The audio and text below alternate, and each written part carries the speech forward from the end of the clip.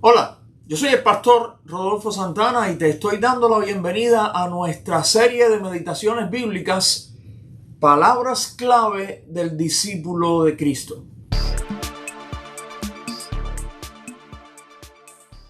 Hace poco comenzamos una nueva serie y esta serie está relacionada con la palabra discípulo.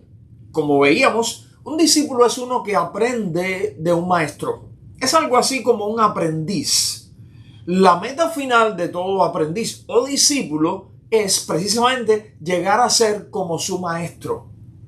En esta nueva serie estamos viendo 12 palabras clave del discípulo de Cristo, que es lo que supuestamente somos. La primera fue la palabra ven. Veíamos que Jesús es quien nos llama, nos dice ven. Así Él llamó a aquellos que fueron sus primeros discípulos. Y veíamos que Él no nos llama a ir a un lugar específico o a pertenecer a una organización. No es así como se comienza a ser discípulo de Cristo. Él nos llama a ir a Él, a acercarnos a Él. Así comenzaremos a ser sus discípulos. La segunda fue la palabra sígueme. Vimos que este es el llamado que Jesús nos hace para que nos quedemos con Él, andemos con Él y así comencemos a aprender de Él y a imitar lo que Él hace, a seguir sus pasos. La pregunta que nos hicimos al final de la meditación de la última ocasión fue: ¿será fácil seguir a Jesús? Por supuesto que decir que somos cristianos, por lo menos aquí en este país, es fácil. Todavía es fácil. También lo es mencionar a Dios un par de veces en la conversación y en lo que escribimos en las redes sociales, e incluso es fácil asistir un rato a la iglesia el domingo. Pero no estamos hablando de eso, sino de seguir a Cristo, de andar con Él, de seguir sus pasos, de seguir su ejemplo, de ser sus discípulos. ¿Será fácil esto? No, no es fácil. No es fácil. Vamos a ver uno de los versículos en los que Jesús habla más claramente acerca de esto. Vamos a leer ahí en Lucas capítulo 9, versículo 23. Lucas 9, 23. Dice que Jesús les decía a todos: si alguno quiere venir en pos de mí, niéguese a sí mismo, tome su cruz cada día y sígame. Jesús aquí dice lo que debe hacer el que quiere seguirlo, el que quiere ir en pos de Él. O sea, el que quiere ser su discípulo. La primera cosa que dice que debemos hacer, dice, niéguese a sí mismo.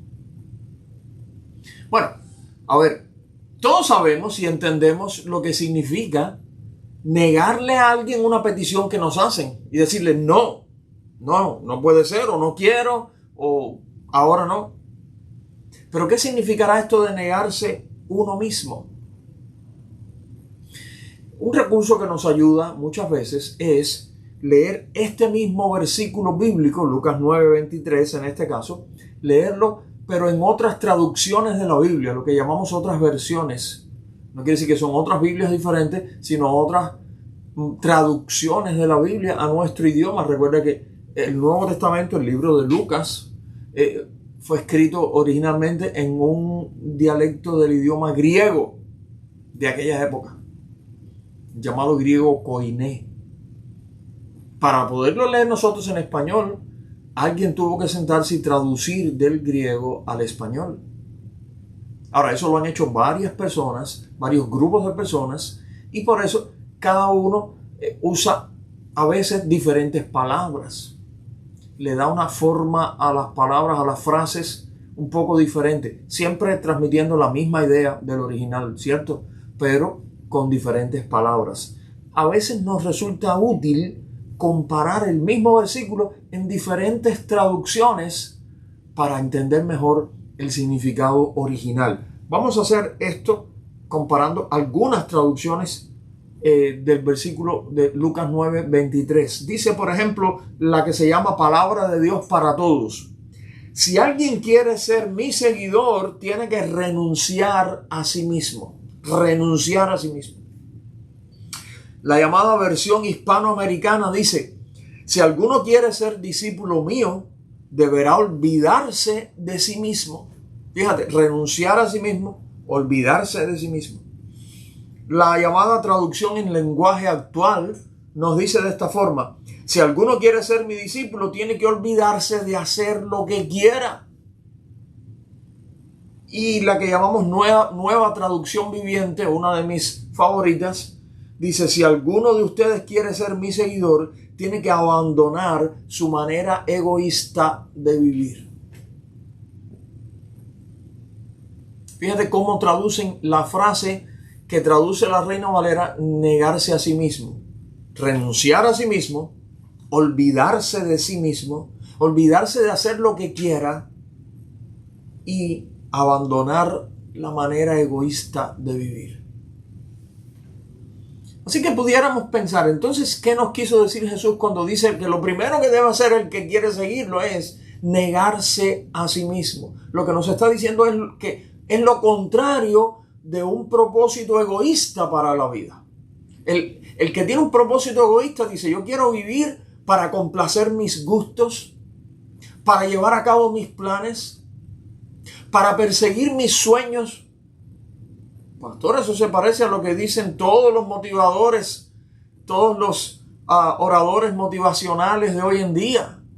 Se parece, pero eso es una manera egoísta de vivir. Sigue tus sueños, cumple tus deseos, hazle caso a tu corazón, date tus gustos, complácete a ti mismo, sé lo que quieras ser, ve a donde quieras ir. Eso es una manera egoísta de vivir, egocentrista, porque quiere decir, me considero yo el centro de todo.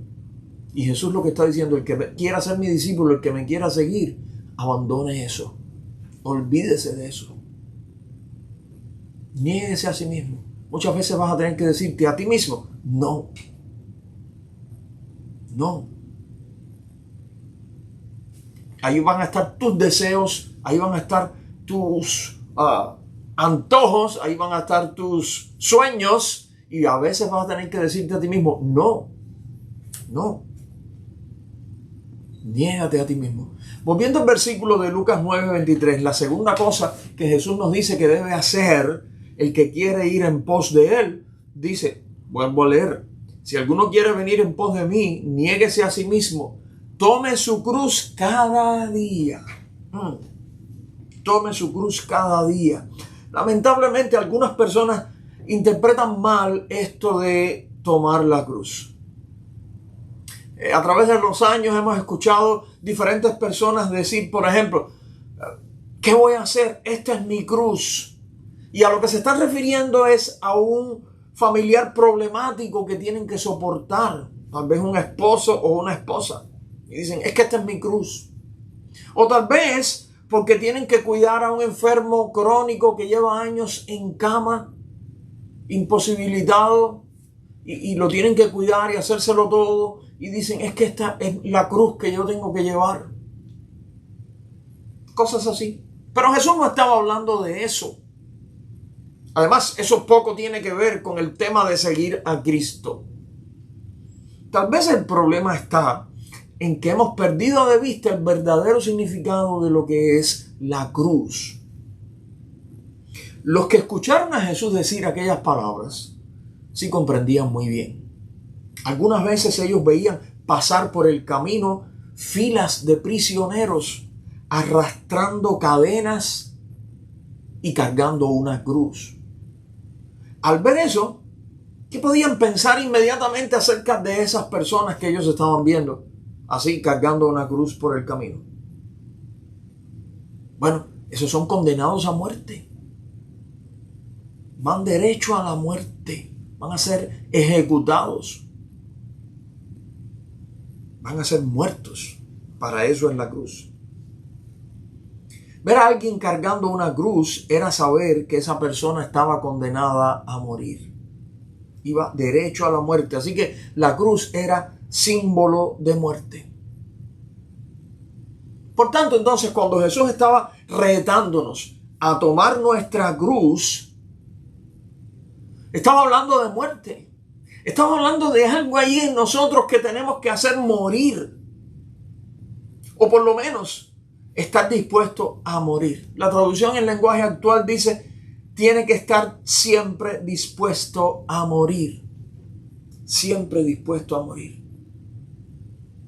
Por tanto, hay una gran relación, muy estrecha, entre la idea de negarse a sí mismo y la idea de tomar la cruz. Porque cuando hablamos de negarse a sí mismo, hablábamos de olvidarnos de nuestros deseos egoístas. Cuando hablamos de tomar la cruz, estamos hablando de estar dispuestos a morir. Y como dijo Jesús, cada día, no una vez, cada día.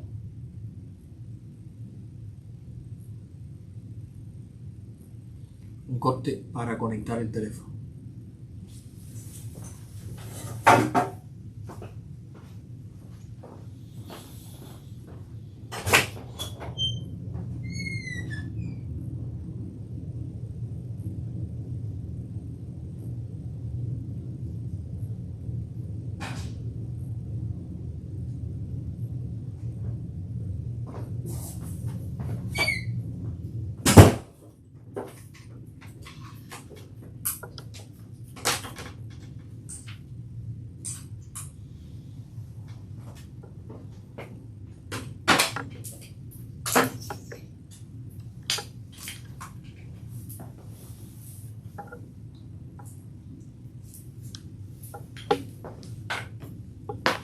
Lo que cuentas mal.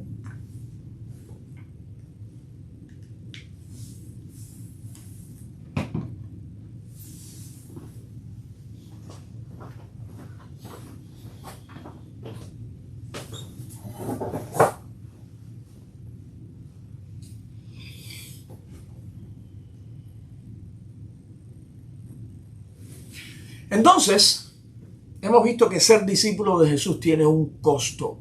Tiene un costo. Y ese costo está representado por la palabra cruz. Por la palabra cruz. Y esta precisamente es la tercera palabra clave del discípulo de Cristo. Cruz. No es una palabra que podemos dejar fuera del discipulado cristiano. Es parte íntegra de lo que significa ser discípulo de Cristo. Y ya hemos visto que la cruz nos habla de muerte, de renunciar. Por supuesto, como decíamos hace un momento, esto no está acorde a la filosofía del mundo actual, que nos anima a ser conquistadores y a hacer realidad todos nuestros sueños y deseos. No, esto no es la idea de Jesús.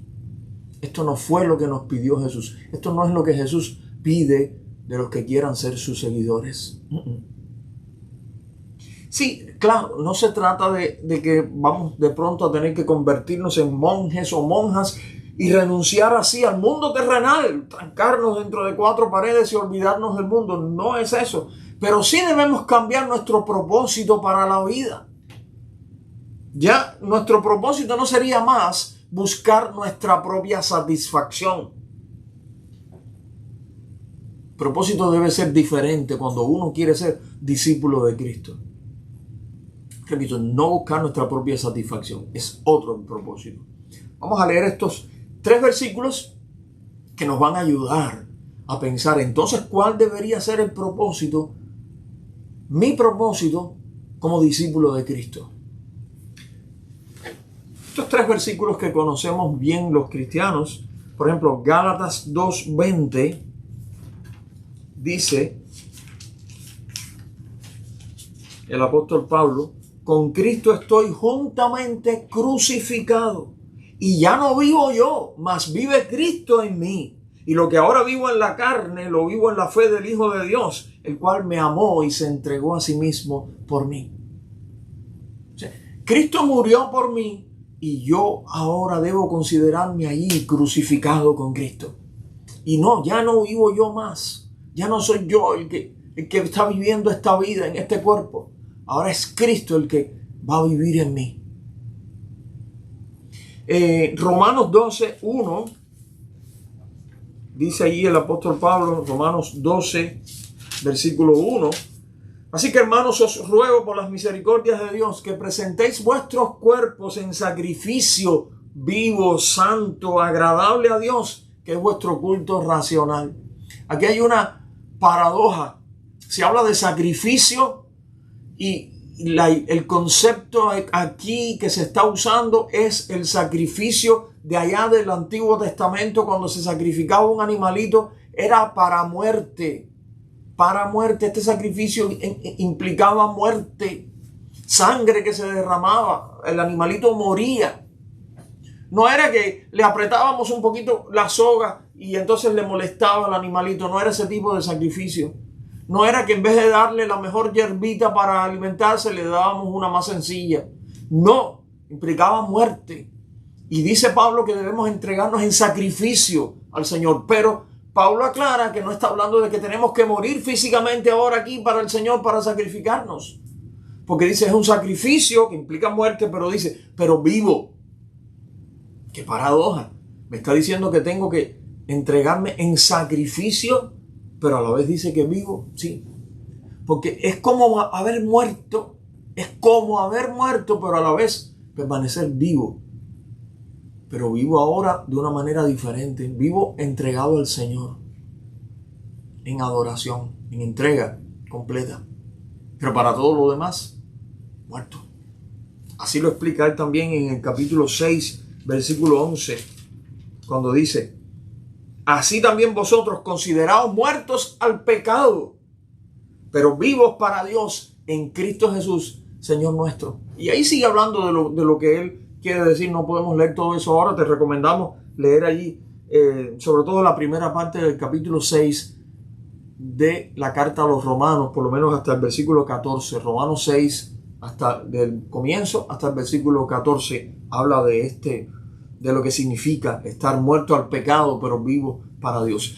Resumiendo eso, el propósito de nuestra vida, ahora que somos discípulos de Cristo, debería estar claramente marcado en lo siguiente: morir para lo que yo era antes, morir para el pecado, morir para mis propios deseos egoístas, morir para eso es muerto.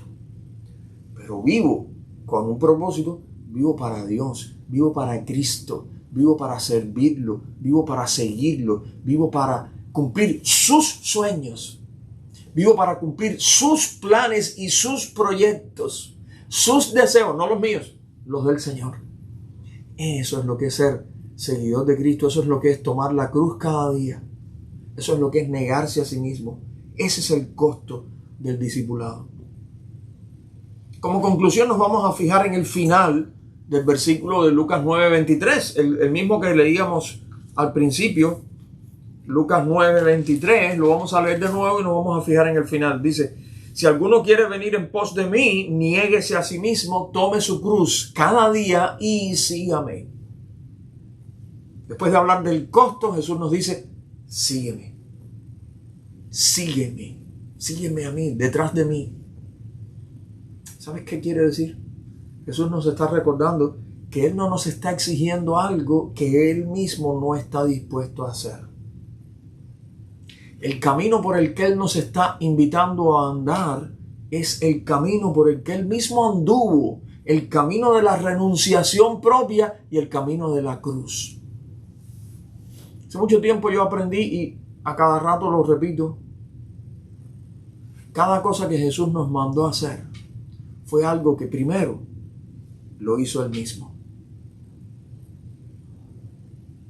Cada camino por el que Jesús nos invitó a andar es un camino por el que primero anduvo Él. Por eso somos seguidores, porque vamos detrás de sus pasos. Él va adelante.